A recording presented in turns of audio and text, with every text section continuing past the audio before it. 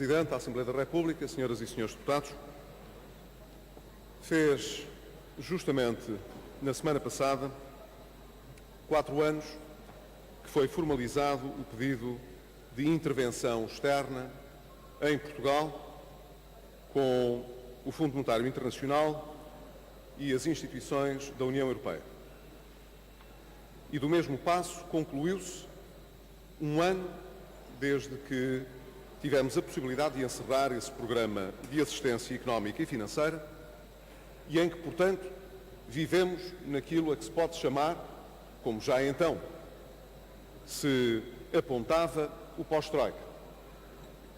Julgo, Senhora Presidente, Senhoras e Senhores Deputados, que é, portanto, oportuno poder, nesta altura, fazer uma avaliação do que significou um ano de pós-Troika em Portugal.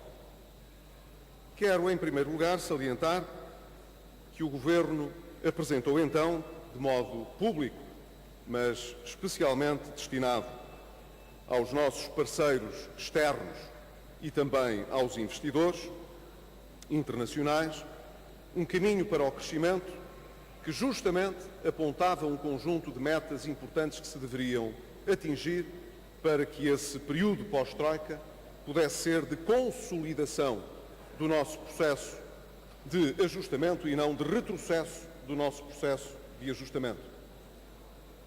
Esse documento é público e é com, julgo eu, muito orgulho que posso dizer que uma parte significativa das metas e das medidas que estavam apontadas nesse documento se encontram cumpridas ou em fase de conclusão e, portanto, de cumprimento, na medida em que algumas delas dependem também da intervenção do próprio Parlamento e a matéria que está, nesta altura, no Parlamento para poder ficar concluída.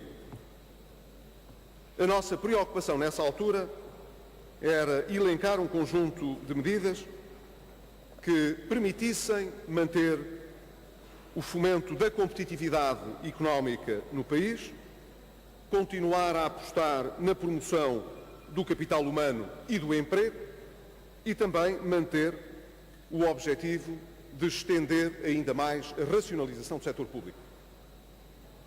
A grande maioria das medidas que aqui vêm previstas são medidas que mereceram a nossa diligente atividade e intervenção e que, de um modo geral, estão hoje assumidas como fazendo parte de um processo que o país sabe que não termina em termos de transformação com o programa de assistência económica e financeira, mas que, estando para além dele, é indispensável para que o país permaneça como um país autónomo, que não necessite de passar novamente por uma posição de solicitar intervenções externas adicionais e, ao mesmo tempo, criando condições, como é evidente, para manter o crescimento da economia e do emprego.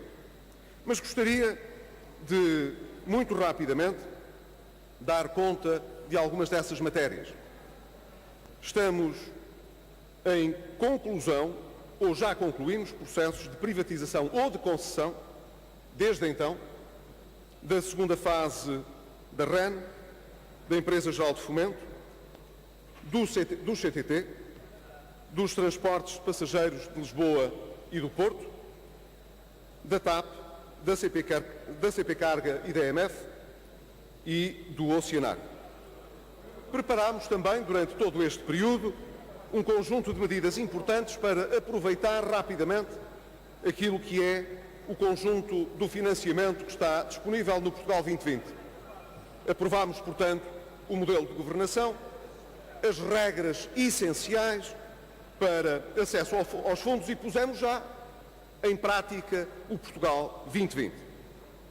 Com algum atraso, constituímos a Instituição Financeira de Desenvolvimento, que deverá começar ainda neste verão as primeiras operações de intervenção sobre capitais que são reembolsáveis no quadro do Portugal 2020.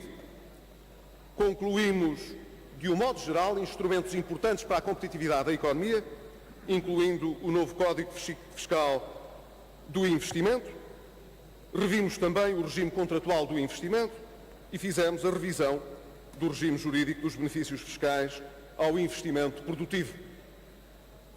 Alterámos também os critérios para as portarias de extensão dentro do contexto da necessidade de dar ainda maior dinamismo à negociação coletiva. Procuramos, do lado do emprego, um novo regime para estágios profissionais que respondesse, como vem respondendo, às necessidades de atuar rapidamente para aqueles que procuram um regime mais confiante de inserção no mercado de trabalho. Alargámos o apoio social extraordinário aos consumidores de energia elétrica e revimos o mecanismo da SES, da Contribuição Extraordinária sobre o setor energético, de maneira a contemplar os contratos take or pay de gás natural.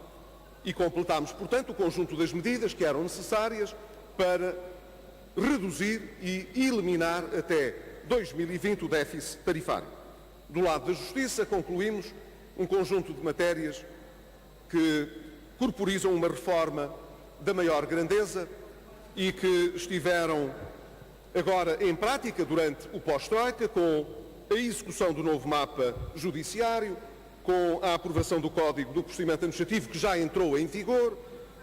Está, evidentemente, aqui no Parlamento, como os senhores deputados sabem, o Estatuto dos Tribunais Administrativos e Fiscais, bem como do Código do Processo desses Tribunais Administrativos, e completámos, portanto, a revisão do regime do CIREV e do CIR, de maneira a poder ter, juntamente com a indústria responsável, um processo mais expedito para tratar os problemas de insolvência e de recuperação das empresas, mas sempre numa perspectiva de responsabilidade.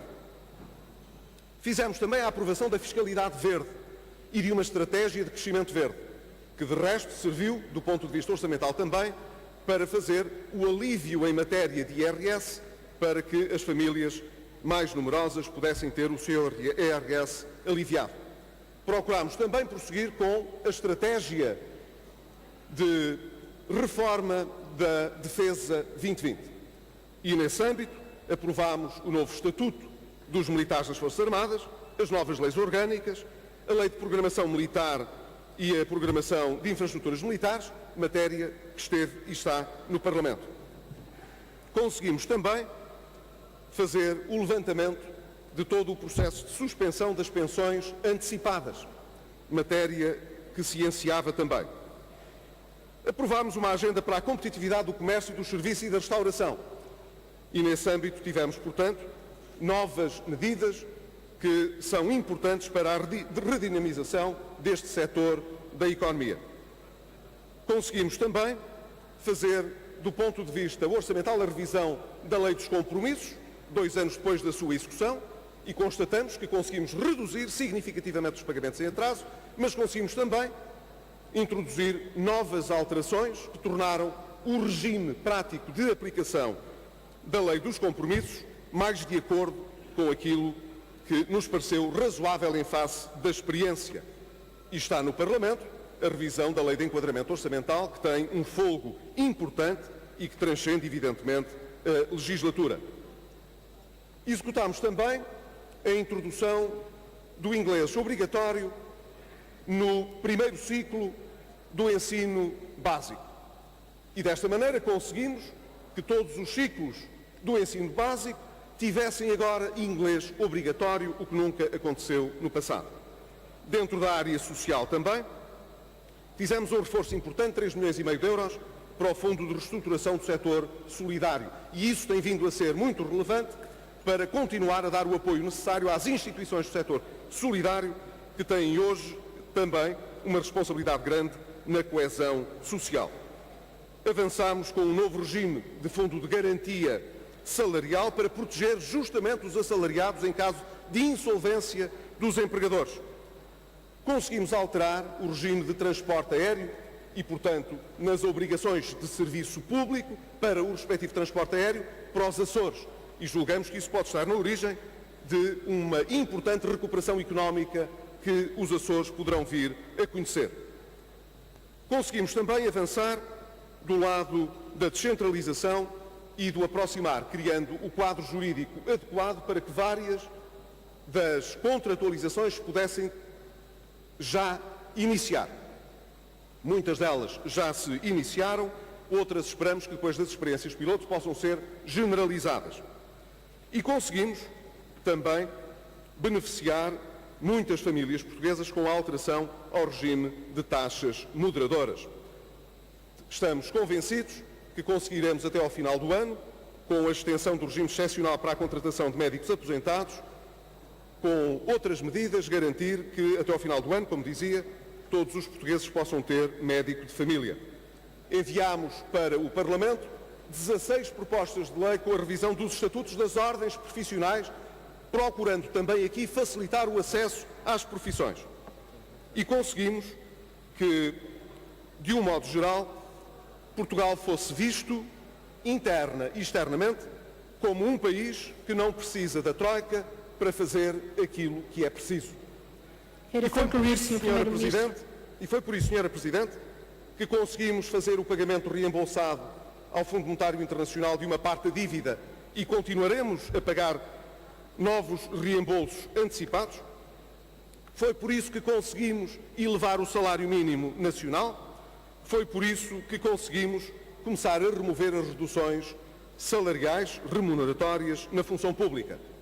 E para concluir, Sra. Presidente, foi por tudo isto que conseguimos também que o Estado português pudesse hoje conhecer, como conheceu do lado do Banco de Portugal, a melhoria dos indicadores, neste caso reportados a maio, da atividade económica, que está em recuperação, reforçando, portanto, aquilo que são as nossas metas, e que conseguimos também, pela primeira vez na nossa história, fazer emissões de bilhetes do Tesouro a taxas de juros negativas.